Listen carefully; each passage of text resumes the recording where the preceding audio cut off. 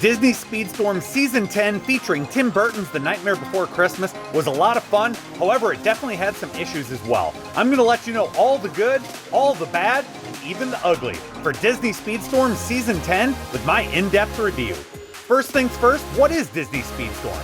It's a free-to-play combat hero kart racer, part Mario Kart, part Crash Team Racing, with an intended heavy layer of monetization and pay-to-win elements throughout. The game is available on all modern platforms: PlayStation 4, PlayStation 5, Xbox One, Xbox Series S and X, Steam, Epic Game Store, Nintendo Switch, and even mobile. The game features fantastic visuals, fast and tight gameplay, slick controls, plenty of tracks with variations of each, and currently has over 80 racers to unlock, each with their own unique crew, stats, and unique skills. Disney Speedstorm releases additional content through the form of seasons. Season 10 Trick or Treat featured The Nightmare Before Christmas and released in 2 separate parts that ran from October 10th through December 12th, 2024. 4 new characters were introduced: Dr. Fickelstein, Oogie Boogie, Jack Skellington, and Sally. There were 2 separate golden passes that were $10 each. Part 1 featured Jack Skellington as the premium racer, Dr. Fickelstein was obtained for free through the Golden Pass, and Oogie Boogie was also unlockable with the Golden Pass purchase and additional high-level challenges. Part 2 featured Sally as the premium racer, and again Dr. Fickelstein was obtainable for free through the Golden Pass, and Oogie Boogie was unlockable with the Golden Pass purchase and additional high-level challenges. Additional mid-season racers included Miss Piggy from the Muppets Collection for Part 1 and Rapunzel from the Tangled Collection for Part 2. Neither of these racers were obtainable for free, however, and you often had to pay for random blind loot boxes with small chances to unlock the racer shards. Disney Speedstorm The Good. First and foremost, I have to mention the gameplay, graphics, and overall presentation. Whether this game was free like it is, or even if it cost $70, Disney Speedstorm is a great looking and great playing game. The solid controls, tight gameplay, and excellent graphics make the game enjoyable to play and watch others play as well.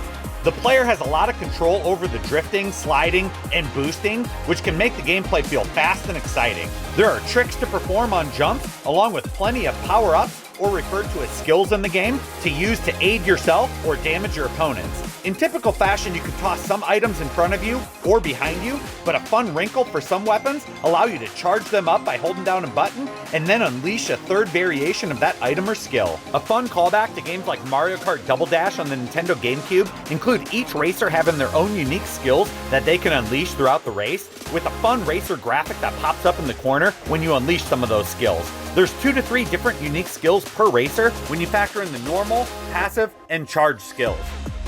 What kart racer would be complete without a large assortment of characters to race as? And Disney Speedstorm knocks it out of the park. Since it's a Disney game, there's a large catalog of characters to choose from. Each season adds new racers to obtain, and with 10 seasons worth of racers, there's over 70 characters to choose from, crossing from almost all of the most popular Disney and Pixar franchises, with more on the way. While the game strongly encourages you to pay for the racers as they release for fear of missing out, most are obtainable for free if you are patient and willing to do a little grinding, although you will have to wait multiple seasons for some of the stronger golden tier characters. Season 10 added the Nightmare Before Christmas collection and added 4 new racers. I think Gameloft did a great job capturing the essence of what makes each of these Nightmare Before Christmas characters stand out in the movies and reimagine them as if they were racers.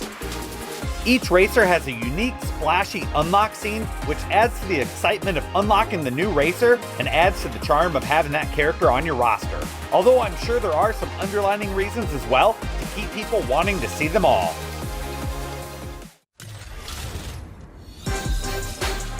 Hello, my friend. Oh, good. I suppose it's time.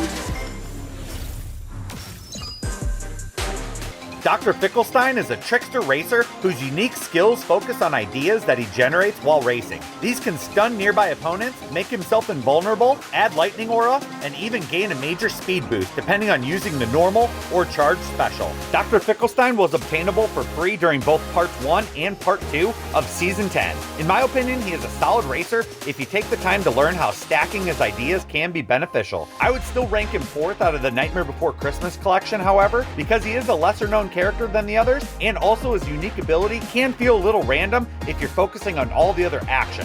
Oogie Boogie is a brawler racer whose unique skill is Bug Breath, which he can inhale air and slow down opponents around him, while generating boost field by collecting bugs. When using the charge skill, he exhales air behind him, slowing down opponents. Oogie Boogie was obtainable in both parts 1 and 2 of Season 10 in Chapter 6 of the Season Tour mode, Quest for Oogie Boogie. More on this later. Oogie Boogie I would rank 3rd of the Nightmare Before Christmas collection, as he's a very solid racer and can gain some speed boost, which is very helpful with his unique skill. However, he can also be stunned easily while using that unique skill, and he does slow down quite a bit when he does. His massive green look makes him stand out in a crowd, but also draws that attention from the other racers. Sally is a defender whose unique skill is Fog Juice, which can be extremely overpowering if used effectively. When used normally, it creates a thick fog around her, blinding nearby enemies. And when charged, it uncorks sleeping gas, which freezes nearby opponents. Sally was originally obtainable in Season 10 Part 2 Golden Pass. I did not purchase that Golden Pass, but I did get to play as her in the regulated multiplayer mode. Based on my limited playtime, I would rank her 2nd of the Nightmare Before Christmas collection,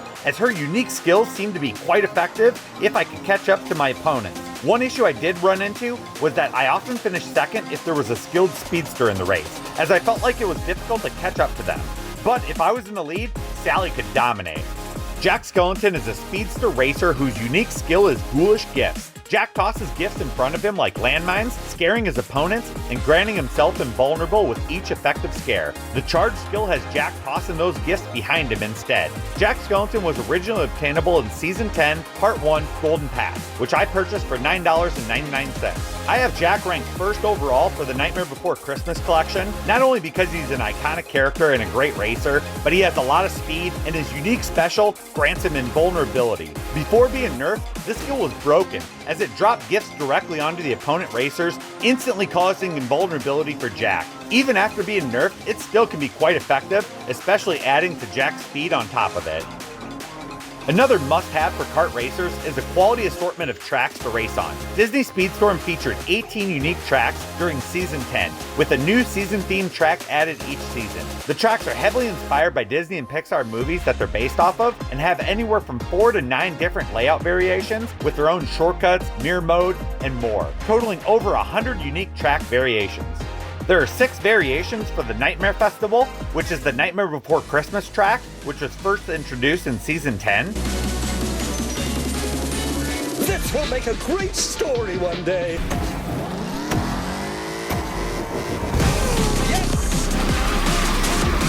The track features plenty of iconic locations from the movie, including driving through Halloween Town, through the cemetery,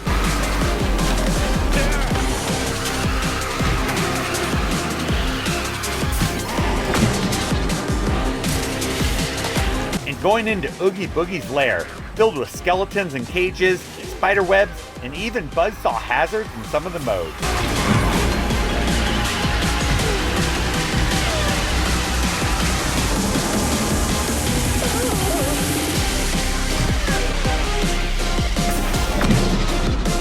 And if you're looking close, you can see the iconic Spiral Hill in the background.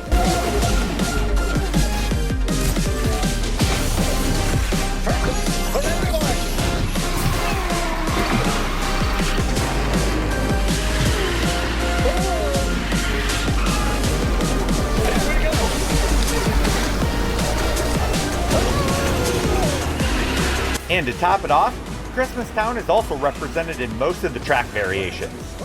The Nightmare Festival is a great addition to Disney Speedstorm and provides great fan service, as do most of the other Disney and Pixar themed tracks. Another important aspect of kart racers is extra content. Mario Kart games always had cups to tackle, whereas Crash Team Racing had a full adventure mode to explore. Disney Speedstorm has a season tour mode that allows for solo content, challenges, and rewards. Season 10 introduced a hard mode to obtain even more valuable rewards at the cost of needing really high-level racers.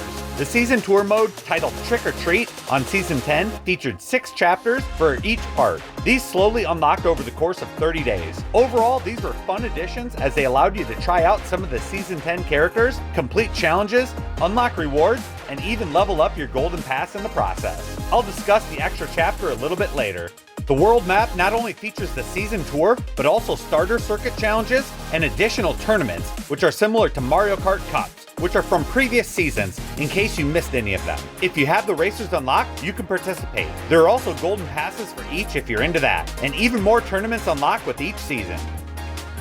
Because Disney Speedstorm is a free-to-play game, you can expect many limited events that rotate from being daily, to weekly, to even seasonal. New events with new rewards pop up constantly. While these are great for giving the player additional things to do, a lot of times these events can be very grindy or even pay to win, so your mileage will definitely vary with these. Looking for even more things to do? Well, there's daily and season missions that help unlock Golden Pass rewards. There are player rank rewards to unlock by leveling up in multiplayer, a large list of achievements to go after for those looking for added challenges,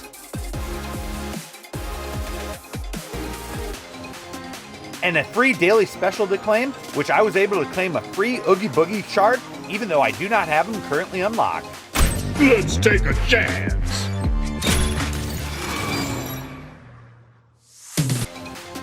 The bad.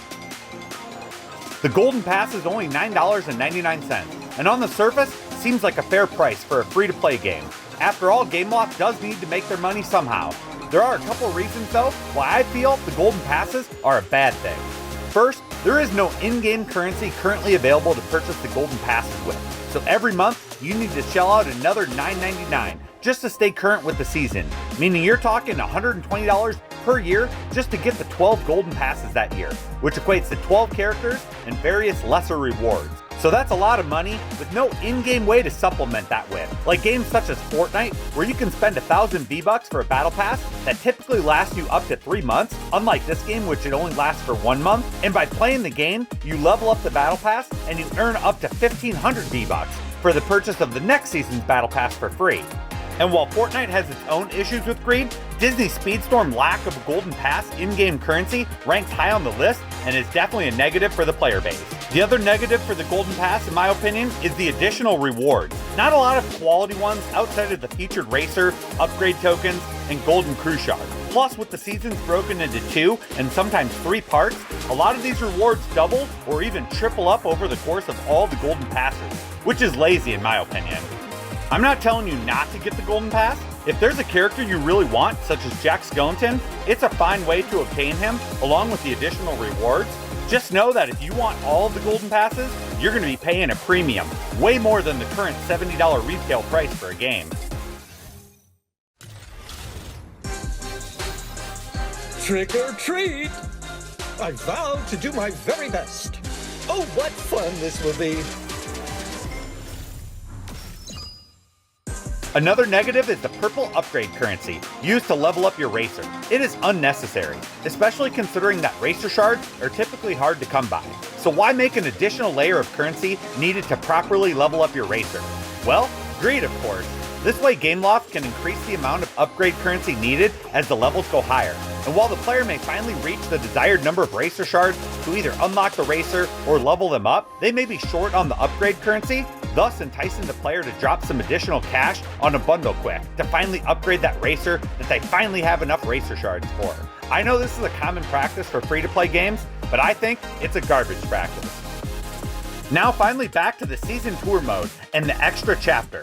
This is where the secondary seasonal character like Oogie Boogie is locked not only behind a Golden Pass, but also behind a gauntlet of high-level racer challenges where you need a specific racer at a level 35 or higher in order to even attempt the challenge. And while this is a rewarding chapter for players who sink a lot of money into the game, it's a hard paywall for new players. The main reason I have it listed in the bad though is because the secondary seasonal characters like Oogie Boogie used to be obtainable for free in previous seasons, as long as you completed the majority of the season tour mode. Because this is new to Season 10, it locks out any chance of getting a character like Oogie Boogie for free and strongly entices players to not only pay to unlock a character and level up for one of the challenges, but have to do it multiple times as they progress on the journey to unlock Oogie Boogie, for fear of missing out on him. And while you do have 2 opportunities to get Oogie Boogie in Part 1 and Part 2, it's equally as daunting and you need to have a ton of high-level characters as well as purchase the Golden Passes to get them. If that wasn't enough, Some of the limited events, especially those that focus on the mid-season racers like Miss Piggy, require not only the Golden Pass character, but Oogie Boogie and typically another hard-to-obtain racer in order to be able to complete all of the challenges needed to unlock the mid-season racer. Typically, only people who sink a lot of money into the game will be able to obtain the mid-season racer during these limited events, and new players would be lucky to unlock a racer shard or two. A lot of these events can be a grind as well, with limited tries per day and the need to come back and repeat the exact same challenge daily. One last bad before we get to the ugly. While most characters are fully voiced and sound great, there are a handful that are not voiced and it really stands out. And it not only disappoints, but it's lazy as well, especially when they're asking for the same amount of shards, currency, and money for them. I suppose my life isn't very provincial anymore. Ice Master and Deliverer at your service. Mess with the shepherdess, you get the crook.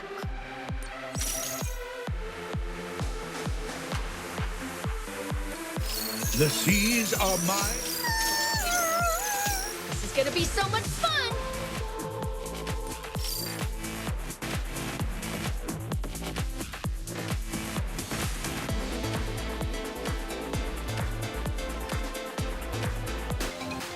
The ugly. For the ugly, I have to start with the greed in the game. Again, I get it, the game is free to play and they have to make their money somehow, but this is absurd. The blue currency token is roughly 1 token equals 1 cent, or 100 tokens equals $1. So keep that in mind as we go in the store. I can purchase 1 instant star tier up for Ariel for 5,199 tokens, or $52. And that deal even includes a 73% discount. That is absolutely insane. Another example, if I go up to the Spring Festival sales and click on the Sally and Dr. Fickelstein Shards pack, I can get 20 shards for each character for 3,999 tokens, or $40, which this would unlock the characters and only gets them to roughly level 15 or so, assuming you have enough purple upgrade currency. But what makes matters worse is if you go up 1 row in the store, there's a similar bundle that gives you the same 20 racer shards for both Sally and Dr. Fickelstein, but also adds 20 crew shards for the Mayor and Jewel, and costs even less at 1,799 tokens, or $18. It's absolutely ridiculous that one could accidentally purchase the bundle with half as much content for over double the price. But I'm sure there's some metrics out there that say put a complete trash deal next to a bad deal, and some people will justify that the bad deal isn't too bad when looking at the trash deal. There are opportunities to spend hundreds and hundreds of dollars around every corner in Disney Speedstorm. From forking out $7.99 per Vault Pass for each of the tournaments, to numerous different currencies, to random loot boxes with very low probabilities of getting what you actually are paying for. In my opinion, it isn't worth it. But obviously enough people do spend large amounts of money, so they must find more value in the store items than I do. Another ugly aspect of Disney Speedstorm is the pay-to-win feature in the multiplayer. Sure, there's regulated multiplayer, but the better rewards are definitely in the standard multiplayer, which is pay-to-win. The higher level and better racer that you have will ensure an easy victory, and I'm not a fan. Take my level 36 Dr. Fickelstein finishing a multiplayer race and notice how long it takes the rest of the racers to finish. Not because I was necessarily a better racer than them, but mainly because I have leveled up Dr. Fickelstein through both parts 1 and 2 of Season 10. Granted, I didn't pay to do so, but it does encourage people to pay to win, especially the hard-to-get mid-season racers. And to make matters worse, Gameloft added a win streak bonus, indicated by the flame icon by my level, which starts over if you finish outside of the top 3, which encourages disconnects, or there is a monetary way to keep it alive as well by forking over a few hundred blue tokens or a few dollars. So while I have a 35 win streak bonus, you really have no idea if I earned it, paid for it, or disconnected my way to keeping it. So Disney Speedstorm multiplayer can be pay to win, as well as pay to keep your win streak bonus. Disney Speedstorm Season 10 codes. Each season typically has some codes to unlock free rewards, and while Season 10 codes are likely all expired by now, I wanted to showcase them to give you an idea of what to expect in future seasons. There were 2 codes that unlocked 1,500 purple upgrade coins to level up your racers. There was a Pride code to unlock some free rewards such as car plates, and then there were 4 codes that provided a few racer shards and crew shards. Note that some of these have numbers instead of letters, so there's 1s, 3s, 4s, 5s, and 0s instead of the letters that you think should be in there. Make sure you subscribe to my channel and ring that notification bell as I post all the current free codes and rewards on my channel as they release, so you can stay up to date and hopefully unlock some hard to get racers with these codes that I provide, like I did with Hades.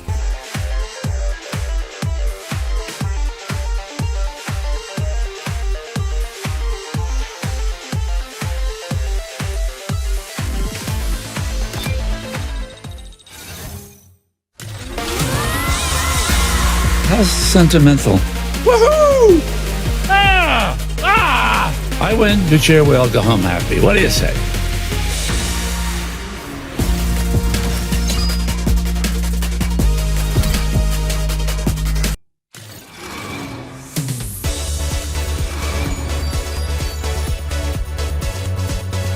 And that completes my Disney Speedstorm Season 10 review. To quickly recap, the good.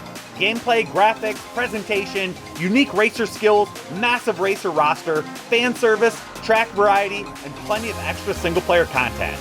The bad.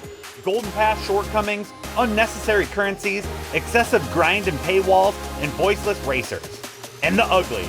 Excessive shop greed, pay-to-win multiplayer, and pay-to-win streak bonuses.